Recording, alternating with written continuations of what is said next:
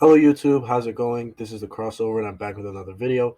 Today is going to be another one of my scouting reports for this upcoming draft class, and today we are going to be covering overtime elites and the Dominican Republic native Jean Montero. So without any further delay, let's get straight into the video.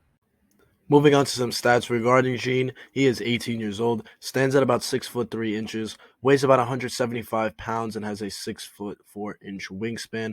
Pretty average to below average measurements for the young point guard. However, this year he is playing with Overtime Elite, which is a new professional organization created by Overtime, the company, where they gather a bunch of sub D1 talent to play together, organized in different teams. Apparently, they are paid pretty well. I'm not sure how their pay compares to NCAA players now, considering the fact that players can receive endorsement deals. So I'm not exactly sure how the money compares to both sides. However, it has been made clear that kids in Overtime Elite are receiving an education. How good is that education itself? Because if these kids are borderline D1 talent, there's not a great chance that they're going to go on to have a very successful professional career outside of a few standouts such as Gene. So how good is this education? If you're getting an education, you might as well just go to college. That's my 2 cents on it. I don't understand why anybody would go to Overtime Elite, but more on the league itself later on at another part of this video. However, he is playing for Team Elite this year, where he is averaging 17.4 points, 9.8 rebounds, eight assists per game, and he is shooting almost 40% from the field at just about 39.8. He is shooting 55.6% from the free throw line, and I just wanted to include this advanced stat that I liked, where he is shooting 48.1 percent of his shots from behind the arc, as he does have a 48.1% 3-point rating, which is very encouraging for the young guard. However, last year he did play in LEB Plata, which is essentially the third division in the Spanish league. He was called up to the senior team last year. However, he didn't play all that great. He's still young. When you look at his measurements, it's just like, yeah, he was going to struggle right off the bat. So I figured it would be better to include his third division stats, where he did dominate, averaging 18.7 points, 6.1 rebounds, and 4.3 assists per game, while shooting 51% from the field, 51.2 to be exact, and shot 32.3% from behind the arc. Moving on to the strengths of Gene Montero as a prospect, first up we have his offensive creativity. I believe that out of all the players in the draft that I've covered so far, he is head and shoulders the best passer, as I cover in my third bullet point. He can really make any pass in the book, whether it be full court, one-handed passes, full court, two-hand passes in transition, whether it be lobs through pick and rolls, whether it be no-look dimes to cutters, whether it be passing out to open shooters. John can make any pass in the book, and he can really do it with both hands. He can do no look passes while he's looking passes, looking the opposite way passes. He can make any pass in the book, and that is very encouraging. You love to see the flair of such a young point guard, and he has a very solid handle as well to complement his passing. He doesn't really get the ball plucked all that much. It's a very solid handle. He's very shifty, and even though he's not the fastest player in the world, he is able to change directions very well, which I think will help him from day one in the NBA. And he's also a very, very good on-ball shooter. I feel like that, along with his passing, is his best asset. He's able to space the floor from way out, and his form on his deep ball threes are very encouraging, as he can shoot the ball from damn near 30 feet out. And it's very encouraging to see, again, from such a young point guard. And he's very confident in his shot as well. He'll pull up without really thinking about it much, and it's a very quick shot when he's shooting on ball. And the range is there, the form is there, the confidence is there. I feel like that's going to transition as well to the NBA. Maybe not from day one, as he kind of adjusts to again, NBA competition, as does every prospect has to. But again, I expect it to be part of his skill set moving forward in the NBA, and it's something that teams should look to build on as soon as he enters the NBA in terms of his developmental process. I feel like it's one of the things that teams should really hone on and be like, just here, like, go, like, just you do you, Jean. He's one of those players where you can't really put a leash on him. You kind of just have to let him be him, and he just kind of has to grow through the pains. But there are some concerning parts of his game which we will get to in a second. But let's talk about a little bit more of his positives, the positive assets of Jean. Another one is that he's just able to get to the rim, and that's in part due to just the threat of him pulling up from anywhere. He's able to take advantage of that and just get to the rim. Again, as I stated, he's not necessarily all that quick, but he is very shifty and he can change directions very well as change speeds very well. And he always seems to have his defender on a string, and especially when he's in pick and roll situations, he's able to just pick apart big men at will, whether that be just pulling up from way out with the big men being switched onto him, whether it be, shot faking and getting to the basket. And he has shown flashes of being a very solid finisher. Again, with his size, it will be a bit of a struggle, as we will talk about in a bit. However, he has shown flashes of being able to not only finish with both hands, but adjust to contact. Again, we're gonna speak a little bit more about his finishing in a bit, but still, it's very encouraging to see Jean be able to get to the rim and adapt to contact the way he has throughout his very young career. And overall, I think just his offensive creativity, right? When you have a guy who can shoot the ball from as deep of range as Jean can with as smooth of a form as he has while shooting on the ball, as well as you combine that with him arguably being the best passer in the draft. I mean, you're looking at a Darius Garland borderline poor man Trey Young esque player here, and this is the kind of point guard that teams are looking for in today's NBA. He fits the mold of a potential lead guard in today's NBA, and I think teams are going to be very interested in Gene come draft time, and I think that he has some hurdles to get through, especially when adjusting to the NBA competition, given the fact that he's playing against borderline Division 1 talent right now. But I think he has the capability, and I think he has the potential to be, a starter from day one. Again, I expect it to depend on the team that he ends up on. But if the team that he ends up on has a hole at the point guard position, John is very liable, is a very viable starting option from day one, simply because of just his creativity at that point guard position. He has a very solid handle, again, being arguably the best passer in the draft, as well as just his ability to space the floor with the ball in his hands. So again, John, arguably the best passer in the draft, and just his on-ball shooting is very tantalizing, especially with the range at which he is able to shoot. And again, this is just the kind of point guard that everybody's looking for, and I expect him to be one of, if not the first, point guards off the board, simply because of just his offensive skill set and how tantalizing it can be if he does reach his ceiling, which I expect it to be, a sort of Darius Garland, poor man's Trey Young S player. And, that's a very sought after player. And I expect teams to take a risk on John very high in the draft. But these are some of his strengths. However, let's move on to his weaknesses. Moving on to the strengths of Gene Montero as a prospect, first up, we have his offensive creativity. I believe that out of all the players in the draft that I've covered so far, he is head and shoulders the best passer, as I cover in my third bullet point. He can really make any pass in the. Moving on to some of the concerns or weaknesses regarding Gene. First up is his lack of NBA size and his lack of explosivity, all things that we have covered previously in this video. And it's just, I think he's going to struggle just because he's not all that strong. He's not all that explosive of an athlete. So I do expect him to struggle with NBA size and strength and the speed of the game from day one, even if he does have a great handle, great shot, and he is a great passer. A player like LaMelo Ball was able to come into the NBA, but LaMelo Ball is also 6'7", 6'8", weighed a bit more than Gene. So I expect Gene, just simply due to how small and not all that strong and not all that explosive of an athlete, to struggle with NBA competition from day one. However, aside from that, his defense is atrocious, for a lack of a better term. He ball watches. On his help side defense is just hideous. It's awful. He doesn't really pay all that much attention to it, in my opinion. He ball watches a lot, often loses his man or falls asleep off ball, and just on ball, his reaction speed just isn't there. A lot of the times he just reacts to whatever the person on ball does, and he's always a step late to react. And he doesn't offer much contest on shots, simply because he isn't all that quick. and he doesn't have the speed to get back to the shot, or even necessarily the wingspan to even contest the shot. Which he struggles. His lack of defensive ability is evident against overtime elite competition, which is something we will talk about in a bit.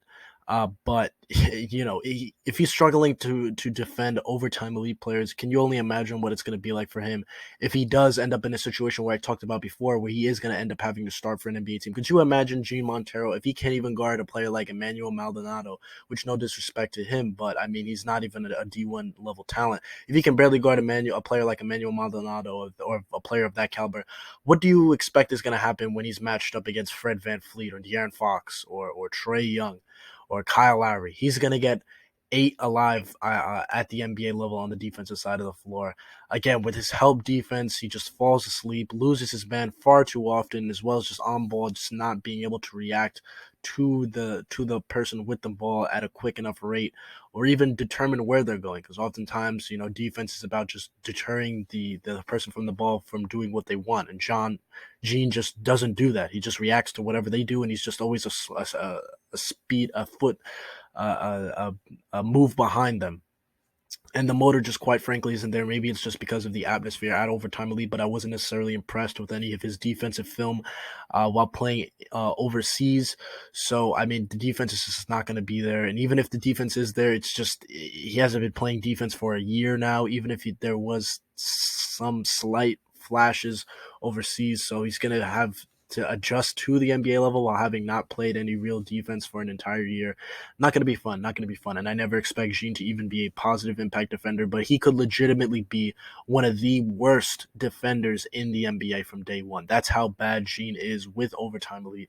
And again, it's only going to get worse when he translates to the NBA level. However, another concern I do have is just on the offensive side of the floor. There are some things that I think he needs to work on, which is just his decision making and shot selection. As I state that he loves the flashy play, he loves the no look pass, the pull up three from 30 feet out. And while those plays are great and you love to see that creativity from Gene, sometimes he just needs to hone it in. I think he could just make better decisions, right? As I state, the flashy play isn't always the right one, and Gene I think needs to learn that, and I think it's going to take time. I feel like part of that is just being in overtime lead and just wanting to make the highlight play, which again, as I stated, I didn't think that was the right move for him, especially going into an unproven league. I understand maybe going to the G League last year, like with Jalen Green and Jonathan Kuminga, you're around NBA personnel playing against, G League competition. It's legit competition, comparable to that of the NCAA, maybe even slightly better. Some nights you're playing guys like Pokushevsky or Kevin Porter Jr., players of that ilk. So I didn't understand going to overtime elite. I and it's not helping him. It's just not helping his development. I think a lot of times I just recognized his weaknesses rather than his strengths. And there's no doubt that Gene is easily the best player in overtime elite, bar none. But his weaknesses were very, very evident on the court. And, I think his decision making needs to be cleaned up. There's a lot of times we tried to force feed passes or go for lobs that weren't there. I also think that just taking, those 30-foot shots, while they're great, they're great when they go in. It's just, like tone it down a bit. Like he's a very talented playmaker. I would love to see him more tap into his playmaking, and by playmaking I don't mean throwing those no look passes, right? Because they're great and everything, and you love that creativity, but really run an offense and get good shots. That's really what I would have loved to see from Gene, and he's shown a lot of positivity in terms of other aspects of the offensive side of the floor, but he hasn't really necessarily shown that ability to just kind of take the offense, kind of calm it down, run a set, and get a great shot. Really be a point guard. And again, the passing is there, as I stated. I'm not taking away anything from his passing ability or shooting ability or his ability to even get people necessarily open. It's just he's not. I don't even wording this is tough. You would just love to see him kind of rein in the offense a bit more instead of it just being really just street ball necessarily. I mean, I don't really have much takeaways of overtime lead outside of it just really being street ball, in terms of on court play. And I would have loved to see Gene kind of, take some of his some takes his kind of take the game and just slow it down. And he does do it sometimes, but you don't really necessarily see him do it all that much. I would have loved to see that from him, but he just doesn't do it. But you have to keep in mind just the environment that he's in with overtime. But just his shot selection and decision making overall, it needs to it just needs to be cleaned up, and I expect it will, just given that he's going to be moving on to such better NBA. He's moving on to NBA coaches as opposed to overtime elite coaches. So I expect his decision making and overall shot selection to be cleaned up as time goes on throughout his career. And I also think he can struggle with taller defenders, which was pretty clear during his time with overtime elite when he was trapped or even just pressured by bigger players than him, or if he was kind of cut off and kind of forced, by out of bounds or by the half court line, he can struggle with size and he's liable to turn the ball over just because he is 6'3", doesn't have a positive wingspan, so he's going to struggle to deal with those taller defenders. And I also believe that his catch and shoot mechanics need a lot of work. Is it's weird because he's a player that I'd love to compare him to is Darius Garland. In my opinion, he's a poor man's Darius Garland right now, and I think his ceiling is a poor man's Trae Young. That's ultimately what I think about Gene, excuse me, and his catch and shoot mechanics need work in the sense that they're very similar to Darius Garland, but where they kind of shoot and then their shooting hand kind of goes down and then their guide hand kind of like stays up. So it's kind of like it's like all weird. I know I kind of look crazy right now, but it's kind of like this. And it's weird because the guide hand is all the way back here and then the shooting hand is all the way up here. And oftentimes the guide hand is up, their guide hand is up, and then their shooting hand is down. And it's kind of weird to see. Darius Garland is able to get away with it, but Gene, it's just his shooting hand is just a lot lower uh, when he releases the ball compared to Darius Garland. And I would like to see the shooting hand be moved up a little bit more when catch and shooting. And also his lower legs, his knees always buckle when he catches and shoots the ball, which I think needs to be fixed as well. I never like seeing, players buckle their knees when catching and shooting, and he doesn't necessarily go up with it. He likes to catch, go down, buckle his knees, and then go up.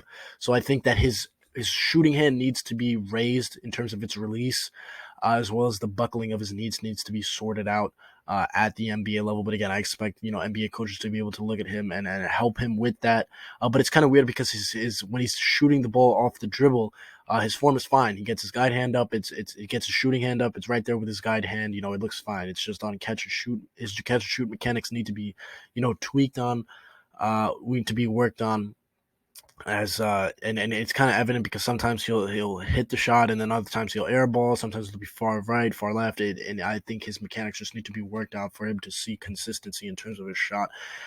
And aside from that, I feel like I compare him to Darius Garland. And look at Darius Garland. It took Darius Garland 3 years for him to really get adjusted to the NBA.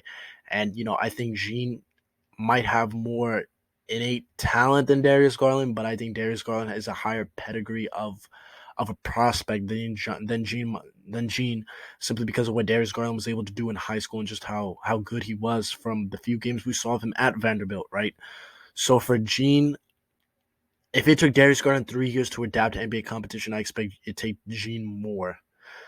Because Darius Garland, I feel like, is bigger than him. I feel like Darius Garland has a little bit bigger of a wingspan. I feel like Darius Garland just has a little bit better of a head on him, and I feel like Darius Garland has had a little bit better guidance throughout his career. And I really didn't like the decision from Gene to go to overtime elite.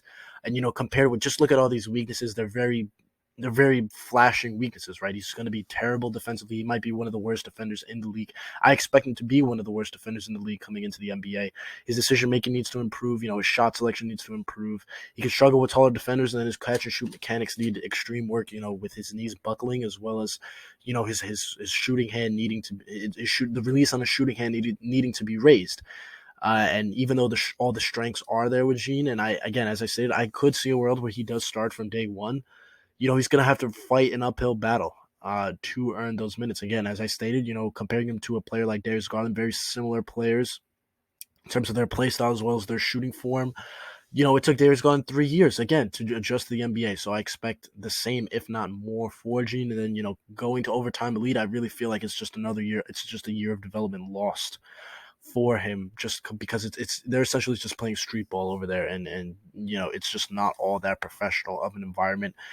I would have loved for Gene to have gone to even a college program.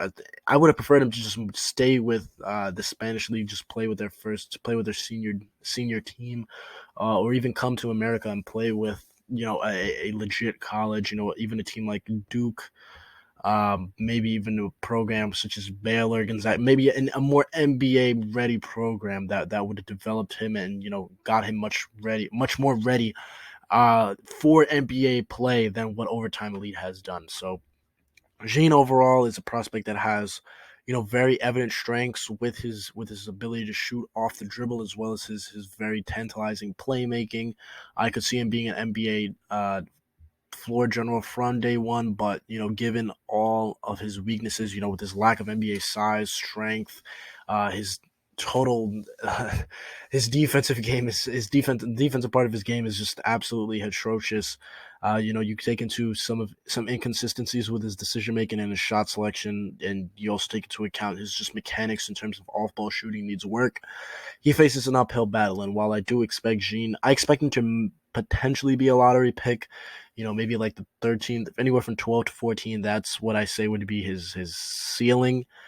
In terms of where he's selected in the draft, I'd say I could see him falling all the way to the end of the first round. That's how wide of a discrepancy Jean has, and it ultimately depends on how confident a team is in his ability to be a lead ball handler for them and where they see his ceiling be. And again, as I stated in his strengths, he's the kind of point guard that everybody wants theoretically, right? A guy who can not only shoot uh, off shoot off live dribbles, from way out, as well as being a great playmaker, right? But you have to take into account all the weaknesses and all the trade backs that come with Gene, and that's ultimately going to come to, again, how confident the team feels in his ability to translate from day one and how much they feel like they can work with him. And again, considering the fact that he was playing with Overtime Elite, I feel like this is a year of lost development for him. And I feel like once he ends up in an NBA situation, I feel like they can kind of hone in, and I hope that they can get to taking care of some of his weaknesses from day one, because he is a very exciting player to watch. He's a very talented player, and I feel like if he ends up in the right situation, he can end up being a very good point guard